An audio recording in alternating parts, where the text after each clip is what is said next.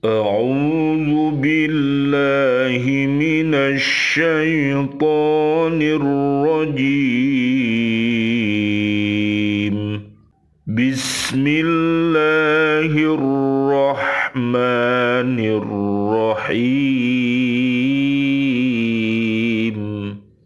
ومن يشاقق الرسول من بعد ما تبين له الهدى ويتبع غير سبيل المؤمنين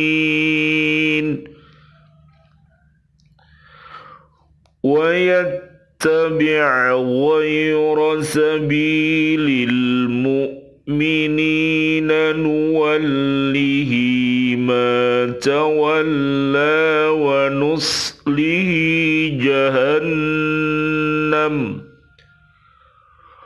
وساءت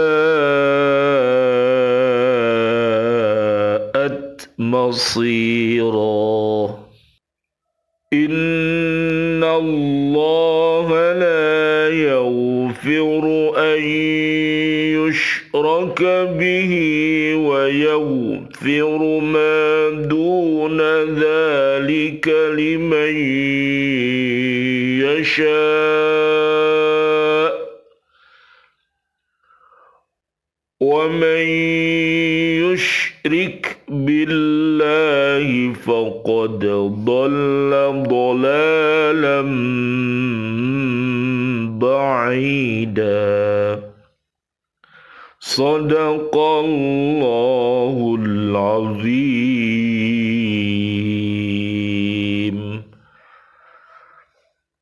Dan barang siapa menentang Rasul Muhammad setelah jelas kebenaran baginya dan mengikuti jalan yang bukan jalan orang-orang mukmin, kami biarkan dia dalam kesesatan yang telah dilakukannya itu, dan akan kami masukkan dia ke dalam neraka jahanam, dan itu seburuk-buruk tempat kembali.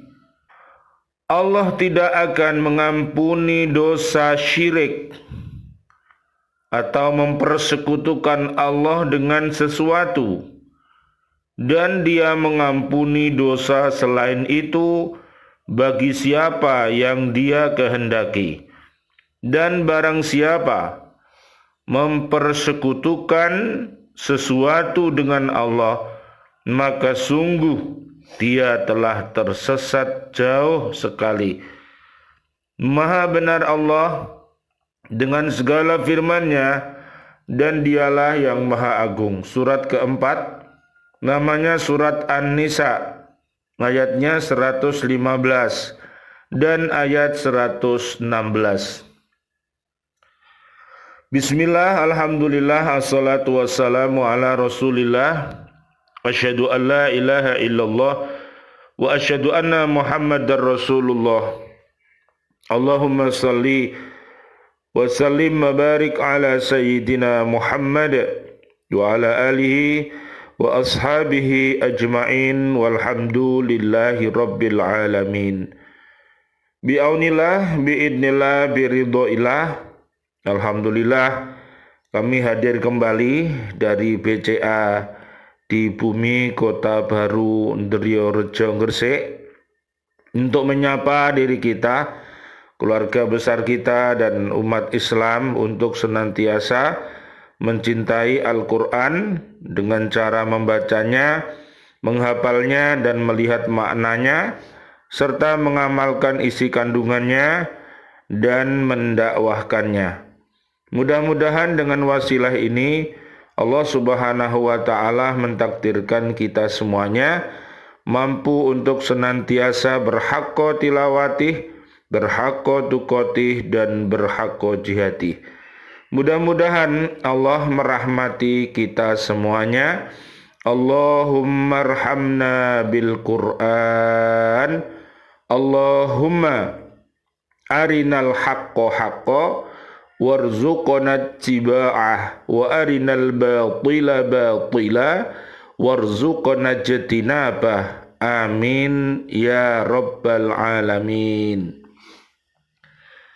Kajian kita di surat keempat namanya surat An-Nisa ayat 115.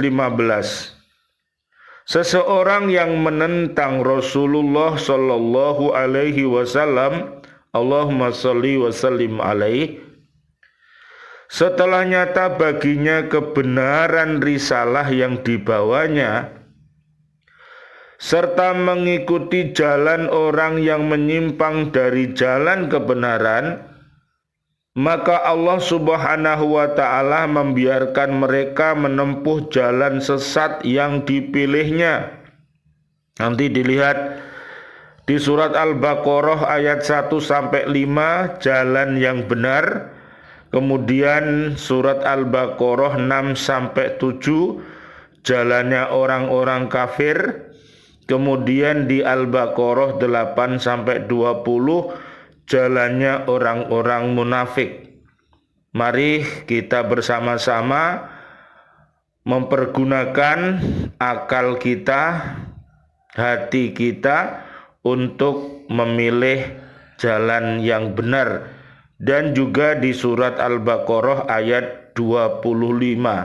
Mudah-mudahan kita semuanya termasuk orang-orang yang beriman takwa yang akan mendapatkan keselamatan dunia ini, di barzah nanti sampai di akhirat, sehingga kita bisa kumpul bersama-sama keluarga besar kita, kaum muslimin, kaum muslimat, kaum mukminin, kaum mukminat di surganya Allah bersama Nabi Muhammad sallallahu alaihi wasallam. Allahumma shalli wa sallim alaihi. Lihat nanti di surat An-Nisa ayat 69 sampai ayat 70. Dan juga di surat 40 namanya surat Ghafir ayat 7 sampai ayat 9. Kemudian dia akan memasukkan mereka ke dalam neraka. Ini bagi orang-orang yang memilih surat Al-Baqarah 6-7 dan 8-20. Tempat kembali yang seburuk-buruknya. Na'udzubillah summa na'udzubillah min dalik. Ayat ini erat hubungannya dengan tindakan tu'mah dan para pengikut-pengikutnya, dan perbuatan orang-orang yang bertindak seperti yang dilakukan tu'mah itu. Dari ayat ini dipahami bahwa Allah Subhanahu wa ta'ala telah menganugerahkan kepada manusia kemauan dan kebebasan memilih. Pada ayat Al-Quran yang lain diterangkan pula bahwa Allah Subhanahu wa ta'ala telah menganugerahkan akal, pikiran, dan perasaan, serta melengkapinya dengan petunjuk-petunjuk yang dibawa para rasul. Nanti bisa dilihat di surat Az-Zumar, orang-orang yang selamat, ayat 73 sampai 75, mereka mengikuti para nabi dan rasul. Dan juga di surat Az-Zumar ayatnya 71 sampai 72, mereka penentang nabi dan rasul akan dibawa ke neraka. Naudzubillah summa naudzubillah min dalik. Jika manusia menggunakan dengan baik semua anugerah Allah itu, pasti ia dapat mengikuti jalan yang benar. Tetapi kebanyakan manusia mementingkan dirinya sendiri, mengikuti hawa nafsunya, sehingga ia tidak menggunakan akal, pikiran, perasaan, dan petunjuk-petunjuk Allah dalam menetapkan dan memilih perbuatan yang patut dikerjakannya. Nanti dilihat di surat ke-7 ayat 172 sampai 179. Solusinya ada di surat ke-7 ayat 180 sampai 181. orang-orang yang selamat dunia akhirat, dia mempergunakan akal sehatnya untuk bertafakur, menggunakan hatinya untuk bertadakur, sehingga dia menjadi hamba Allah dan pemimpin di muka bumi ini. Nanti bisa dilihat di surat Az-Zumar ayat 17 sampai 18 dan juga di surat Al-Maidah ayat 54 sampai 55. Mereka adalah hamba-hamba Allah dan sekaligus mereka bisa diangkat sebagai pemimpin-pemimpin yang baik di muka bumi ini untuk memimpin dirinya, keluarga besarnya, dan umat Islam. Karena itu ada manusia yang menentang dan memusuhi para rasul setelah nyata bagi mereka kebenaran, dan ada pula manusia yang suka mengerjakan pekerjaan jahat sekalipun hatinya mengakui kesalahan perbuatannya itu. Mari nanti dilihat uswatun hasanah kita supaya kita ini terhindar dari perbuatan jahat, perbuatan yang salah, yaitu surat 60 ayatnya ayat 4 dan 6 ya. Surat Al-Mumtahanah. Kemudian uswatun hasanah kita juga di surat 33 ayatnya 21 sampai 56. Allah menilai perbuatan manusia, kemudian dia memberi balasan yang setimpal. Amal baik dibalas dengan pahala yang berlipat ganda, sedang perbuatan buruk diberi balasan yang setimpal dengan perbuatan itu. Lihat surat 16 ayat 97. Allah akan membalas perbuatan baik kita dengan balasan yang lebih baik. Mari kita lihat di ayat yang ke-116 di surat An-Nisa ini. Allah Subhanahu wa ta'ala tidak akan mengampuni dosa orang yang mengakui adanya Tuhan lain selain Allah atau menyembah selain Allah, tetapi dia mengampuni dosa lainnya. Dari ayat ini dipahami bahwa ada dua macam dosa, yaitu satu, dosa yang tidak diampuni Allah, dosa syirik.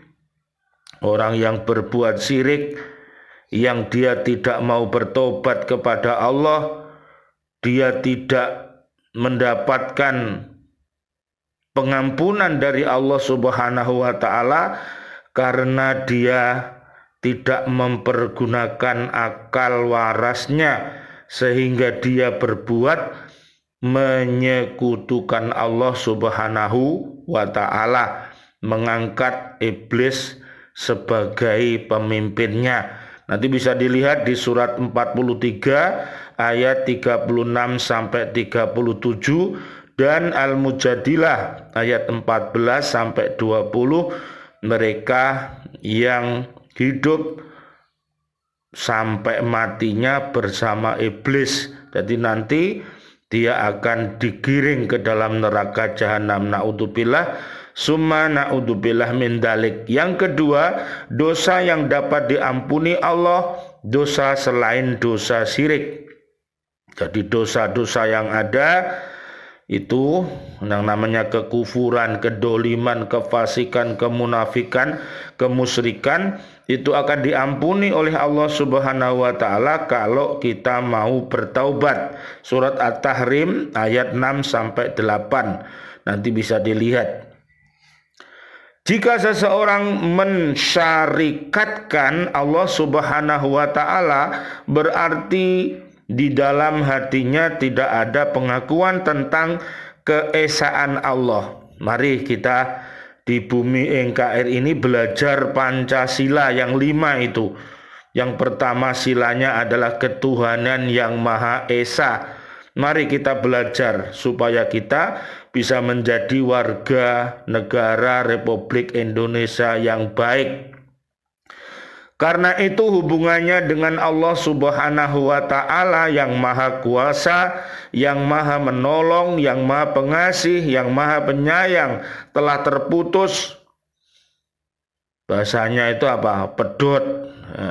Kalau orang itu sudah pedot dari rahmat Allah, maka dia akan menemui namanya laknat dari Allah Subhanahu wa Ta'ala.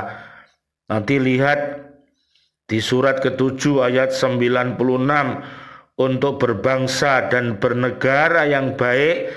Lihat surat 49 namanya Al-Hujurat ayat 1 sampai 18, supaya tidak pedot dari rahmat Allah, maka kita harus memperkokoh iman dan takwa sehingga rahmat Allah akan diberikan kepada kita.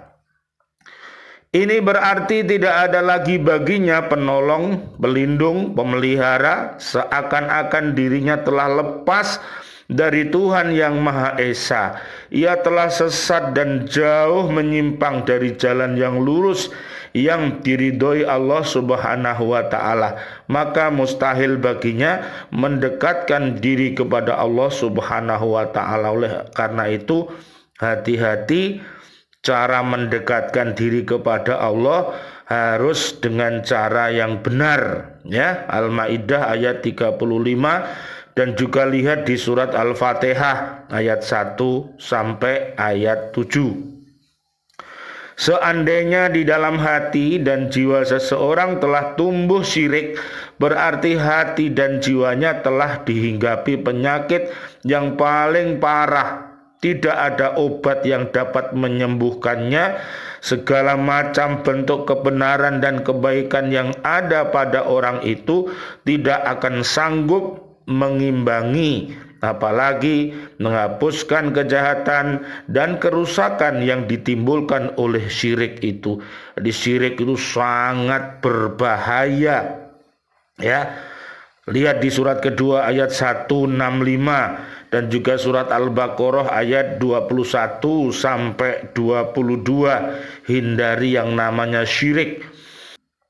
Hati seorang musyrik tidak berhubungan lagi dengan Allah, tetapi terpaut kepada hawa nafsu, loba dan tamak kepada harta benda yang tidak akan dapat menolongnya sedikit pun. Itulah sebabnya Allah Subhanahu wa Ta'ala menegaskan bahwa dosa syirik itu amat besar dan tidak akan diampuninya. Naudzubillah summa naudzubillah min dalik.